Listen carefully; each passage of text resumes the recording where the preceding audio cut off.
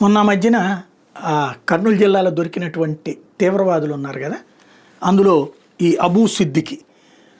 అబూబకర్ సిద్దికి వీడిని విచారిస్తే దారుణమైన విషయాలు బయటపడ్డాయి. ఏంటయ్యా ఆ విషయాలంటే, వీడు వేరే తీవ్రవాది దగ్గర బాంబులు ట్రైనింగ్ అయ్యాడు, బాంబుల తయారీలో.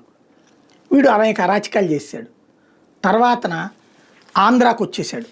ఇక్కడ ఉన్నటువంటి నాయకుల్ని పట్టుకుని వీడు పేరు మార్చేసుకున్నాడు. పేరు మార్చుకుని ఇక్కడ జనాలకి వేరే పేరుతో పబ్లిక్లోకి వస్తున్నాడు అనమాట.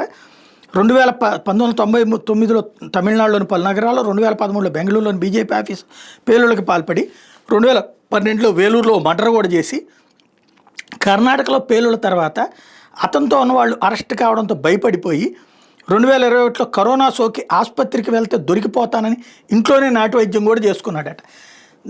కంటి చూపు తగ్గిపోయిందట. ఆ కంటి చూపు తగ్గిపోయేటప్పటికి వేలూరులోని ఆసుపత్రిలో చికిత్స కూడా పొందాడట. ఆ తర్వాత మళ్ళీ ఉగ్ర కార్యకలాపాలు చేపట్టాలంటే ఆ కంటి చూపు ఇంపాక్ట్ అవుతుందని చెప్పేసి తమిళనాడులోని పాత పరిచయాలను పునరుద్ధరించుకోవడం ప్రారంభించాడట ఈ మధ్యన.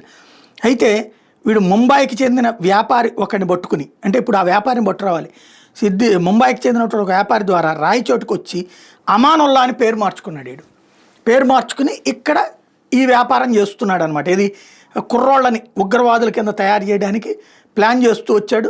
ఇక్కడ కుర్రోళ్ళు అట్లాగే ఉగ్రవాదులు తయారు కావడానికి సిద్ధపడకపోతే కోయంబత్తూరులో అక్కడ ప్రయత్నిస్తున్నాడు. దాంతో కోయంబత్తూరులో ఇప్పటికే ఎన్ఐఏ నిఘా వేస్తోంది కదా, వాళ్ళు పసిగట్టి ఇప్పుడు వీడికి సంబంధించిన సమాచారం ఇస్తే పట్టుకోగలిగారనమాట.